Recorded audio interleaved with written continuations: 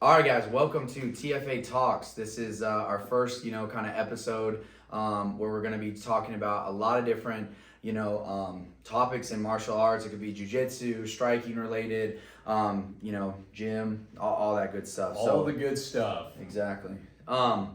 So today we're going to be talking about why is it so expensive to be a Jiu Jitsu competitor, or is it expensive? We're going to go over that today, and you guys are going to enjoy. But continuing on. Yeah, so another thing too, guys, please, in the comments, if you guys could estimate how much you spend on travel, gym dues, and what does it cost the for accessories. you? What is your number? Everyone's got a number in their head, but where are you at? That's what we want to know, because we've got our numbers. And listen, some of us are pretty cheap, but some of us are expensive when it comes to traveling. And so we're going to go over all that stuff. And you guys will really enjoy this. So we're going to define a competitor first. So that was the other thing too. It's like, if we're going to say why does it cost so much to compete in jiu-jitsu, let's define a competitor. Exactly. I think that can mean a lot of different things. Like I know that we know some people that are like, if they say, man, I compete in jiu-jitsu, maybe just because they compete in something doesn't mean you're necessarily like a full-time competitor. Yeah. What does that look like? What does, we're going to kind of, break that down. What do you when someone says I compete in jiu-jitsu, well, I mean, what do you think what does that say to you? I immediately avoid them on the mat. That's the first thing I do, because I don't want to break my arms. But the first thing I look out for is if their ears are cauliflower. That's the real telltale sign of a competitor. Doesn't matter what belt you are, if you have cauliflower ears, you're a competitor. Auto. The truth is, I look at a competitor as someone who's competing regularly. And so it doesn't mean like they're at the gym 24/7. It just means they're putting in the hours in competitions. And that's where local competitions are great, but there's a difference between a local competition, which I'm fairly well accustomed to. Like, I'll go to a local competition and listen, people run. But if I go to Pans, like, people are they're like, who's this joker? And so I expect someone who's a competitor to be well equipped when it comes to like the global stage, or at least they've got a few Pans on their belt, like a major. Exactly, they've got to do some major Pans. stuff, and they're doing it regularly, and that's defined, I would say, by at least like 6 times a year. They're doing something. Every 2 months, they're out of the competition. Right, for sure. That's the way I think about it. Right, and they're also like. There's also the factor of like if their gi looks disheveled, and if they're like coming to jiu-jitsu like really confident, their gi looks like this, it hasn't been washed in a couple days, or maybe it's been thrown in the back of their car and they're like, oh, this is my extra. This is for when I go to other gyms and beat the shit out of people who I don't know. So yeah, there's a few little factors in there. But yeah, I think when we put this on paper, we kind of put it into 3 categories. We had someone that's, casually competing. So that person that jumps into a competition once or twice a year, that's most likely going to be local. We have like the casual competitor, which is going to probably be around like 4 local competitions a year. And then maybe they travel twice. And then we're going to have almost, so I would almost define this as like full-time, They're competing every month, and 4 of them, we're going to say 4 of them are local. We're going to say 8 of them, they're traveling. They're doing 2 of them are probably going to be a major, which for us, we're on the East Coast, wherever you guys may be. It can be different, but our majors are usually like Florida, Texas, California. Georgia. That's where those are going to be like Pans and world. So anyway, we're just jump right into it. So we'll start with the casual. I'm going to compete twice, and guys, we are not factoring in gym costs. So that's the other thing too. Obviously, if you want to be a competitor, you are going to have to be typically at a gym. Probably, paying a gym fee. We're not factoring in that at all. And the other thing that we are factoring in, we are going pretty dirt cheap. We're going like college. Yeah. You don't have any income coming in, and you're like, man, I really want to go to a party. Hotels are going to be sketchy sometimes. The hotels are going to be very sketchy. So But we defined the other thing too, cost of entry. We went with $120 for the tournament on average. I know that varies, man. I know it can go up, it can go down, but we're just gonna go 120. So every competitor too, we're gonna start out with $200 a gear, just because rash guard, new gi that actually will. I mean, it has to. If you compete IBJJF, some of these other, you have to. There's a standard fit, yeah. Yeah. So it's like we're gonna say you spent $200 on gear, no matter what kind of competitor you were. So we'll start with the casual, twice a year. We went with they're locally, so they're not gonna have to travel. We didn't get down to the pennies, like technically, still have to get gas, they still have to drive there. But let's just say competitions, hour away. It's gonna cost $200 a gear. It's gonna cost about $120 per event. So it comes out a total to be a casual. I'm gonna compete twice a year, $440. Yeah. That's still something. You know what I mean? It's still like. And the more I hear that, it's like the more I hear that number, I'm second guessing our math here. Right. Like, this doesn't sound like a realistic That's thing. cheap. That'd be super cheap. So wherever you guys are at too, comment below. We want to know. It's for our mass data gathering when we take over the universe in jiu-jitsu space. But really, we're interested in what numbers are like across the board. So when you guys are competing for, $200, I want to know. I want to get that jiu-jitsu discount. I want to know the ins and outs. I've got some tricks up my sleeve when it comes to communicating. It's like shout out if you are competing in a great organization that it costs less than $120. Let them know. Like let us know in the comments. We would love. Reach out. I know. We'll send our students if there. you guys are starting competitions, you guys are interested in starting like ways of giving back to the community, unique things that we haven't heard of. Because listen, we're not the most creative people when it comes to like starting competitions. We want to know. So reach out to us. Reach out to Avery. Blow up his cell phone at any time during the night. We'll drop the number. Yeah, we'll drop the number to you guys.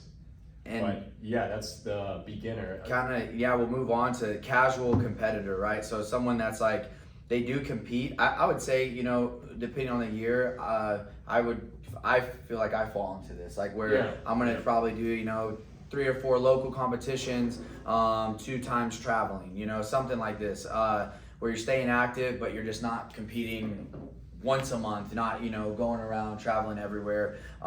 So we came out to, guys, for travel, how we got our number, it was gonna be, we're giving $200. So let's say we're gonna assume that we're doing it cheap, that you're not flying. I know you can get some cheap tickets, especially Aaron was talking about if you book early, all that stuff. Let's say you're getting in the car and you're just driving. We're gonna give people an average of $200 for gas, essentially. And then hotels, we are going super cheap. We're assuming that you only got either one night of a hotel for $150, or you got 2 nights and you went to the Motel 8. You gotta watch your back. You're sleeping in like the shed. It's bad. Obviously, we comment below if if you if you want to open your house up to some jiu-jitsu competitors. Just comment below your address. We'll send people over there. We'll get everything situated and then start bringing people your way. And so it came out to being about $1,380. So that's if you're going to compete, 4 local, 2 travel, $1,380 just to compete. And again, if I want you guys, if you're listening to this, man, please comment how much do you think you spent on hotels or whatever, and say how many competitions that you did a year and the rough estimate of how much it costs. I want to compare it to the numbers that we have. And again, I know we're doing like the dirt cheap route, and we're even talking, man, we could even cut more costs in a second. But anyway, we'll move on to the final. Before we move on, I do want to cover. There's one thing just about we'll say like the middle route competitor. It's that there's always, especially when you're talking about, and this is ways like cutting costs. I just want to talk about this point. Whenever you're talking about a competition, there's always a person that's behind the entire thing. So that's why, we're trying to emphasize, let's learn about the community, give back to the community in ways that are unique. But if you know a person hosting a competition, there are ways of providing value to them. Right. So that, okay, maybe if you don't have the money immediately for the competition, you can help out. Yeah, volunteer, So many referee, learn to Yeah. referee. It's not that hard. Scorekeeping. Yeah, exactly. You get them for free. You got to know like kindergarten math. Yeah. That's complicated to Red some Bulls people. it up, Yeah, 2 or 3. exactly, exactly. 2, 3, 1. You guys will be fine, most of you guys will be fine. Yeah. But when it comes to like cutting costs, there are creative ways of doing that. Like I said, I've got my ways. I just sneak in the back door, where I paint myself black and I hide in the shadows. And that there's other ways as well that you guys have come up with, and we want to know. Like, comment below. We would love to know. How do they love to do connect. it? Exactly. How are you like super elusive, cheaper fighters Yeah. doing it? Because it's interesting to know.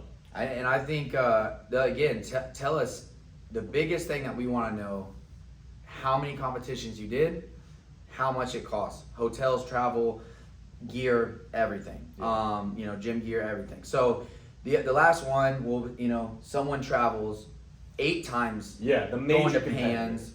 You're competing once a month, and I would actually even say that a full-time competitor probably that's actually saying they could compete even more than 12 times a year. Yeah, but yeah.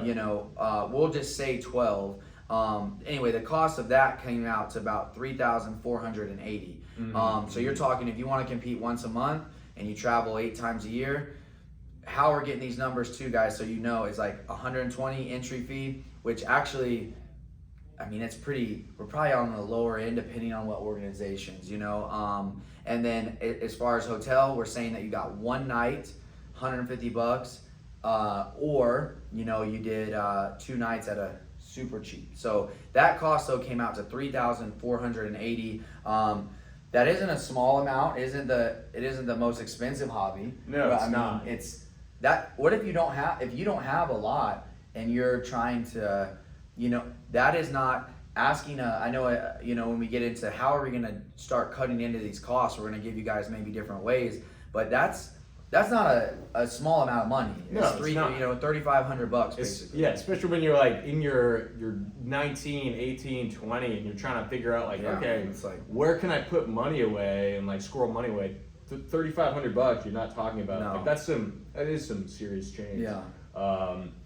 But the other factor that we didn't even mention is when someone gets to that, okay, maybe they're competing regularly, but what is the next step? Like after this, where do they go? I think you have to, at that point, I think if you're going to compete more than 12 times, you either have to really be loving it, or you're probably making it some sort of you're getting some sort of financial some return. sponsors.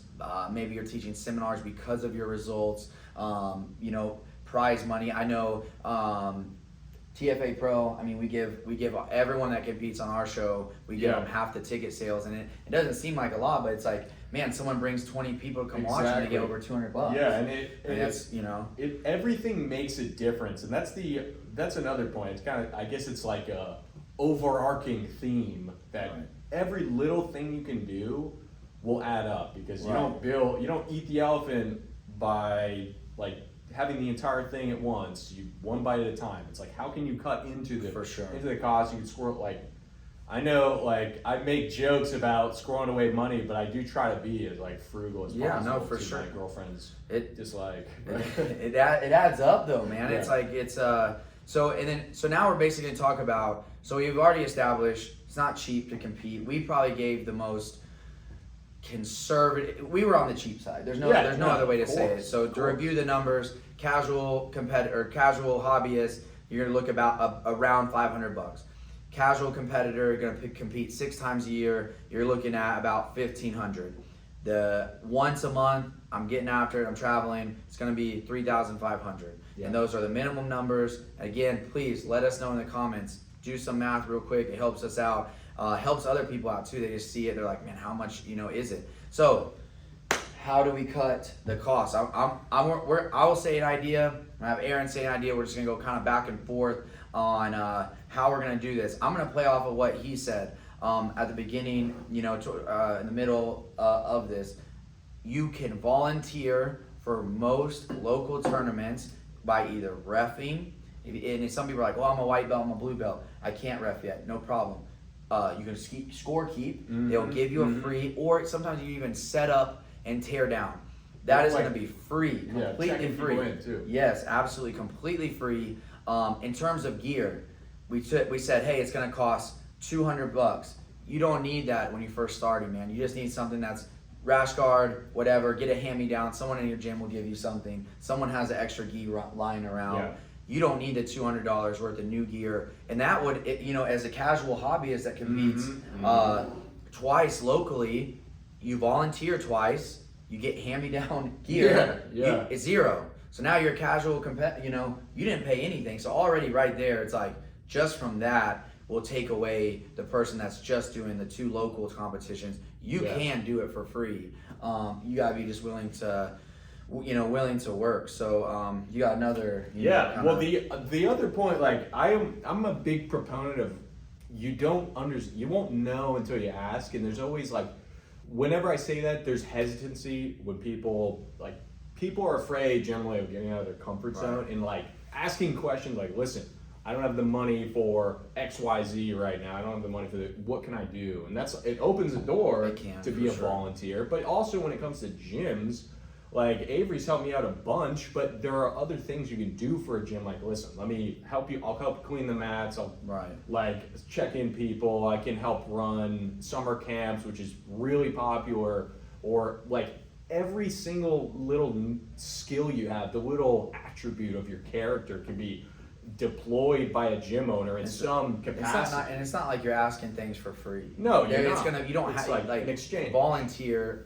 You're not volunteer. Don't even look at it as volunteer. You're like you're working the events. Yeah. You're getting and it's just a good good way and even and plus you'll meet a lot of people who will bring you once you build your brand and your name, more so your name in the jiu-jitsu community, you can start to use that to say, listen, I've volunteered to XYZ organization. Right. Maybe you can get to those next level tournaments. You know how to score. You might know how to score. A higher level tournament might be looking for scorekeepers with experience. Yeah. Cool. You've done it at a local scene.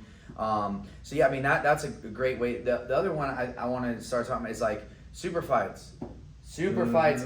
I know we're biased because we do host our own TFA Pro. They're awesome. And they're commentated by myself. Right, this is our announcer. Legend.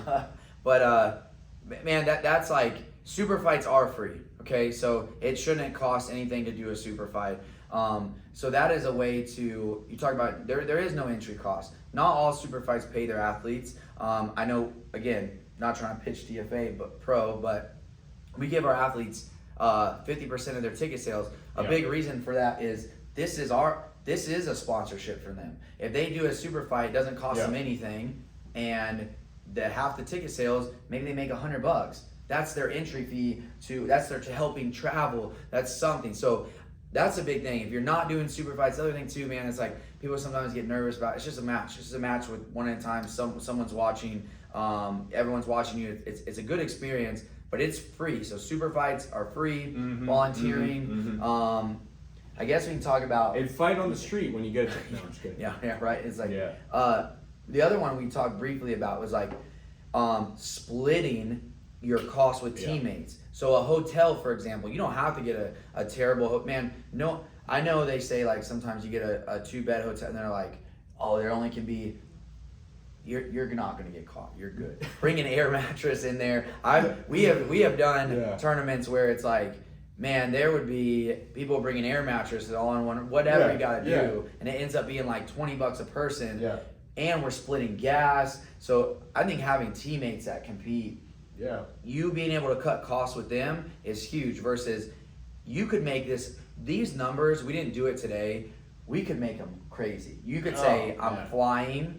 Last second, I'm getting a hotel by myself, a $200 hotel. I mean, we could have made these numbers insanely high, or they could be almost, nothing. You know what I mean? Especially, we already talked about the volunteering and the super fights and now carpool, share the hotel. I'd love to in a different time. I don't know if this is the right video for it, but going over like what it would cost if I wanted to have my kid do some super fights? Like Man, where can that develop? Because that's a huge.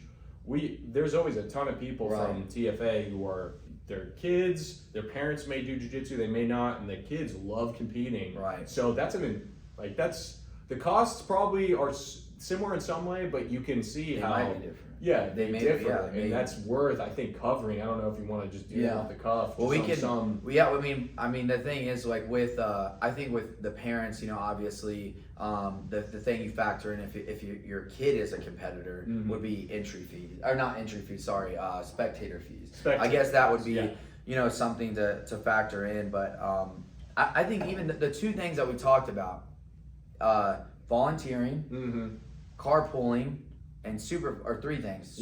Like all that stuff will drop these numbers like crazy. And then really and if you guys have a creative way that you have felt like, man, I've competed all the time and I did it for free. Awesome. Let us know. Let the people that are watching this know so we can figure out like how did they do it. And I guess one of the last things would be sponsorships.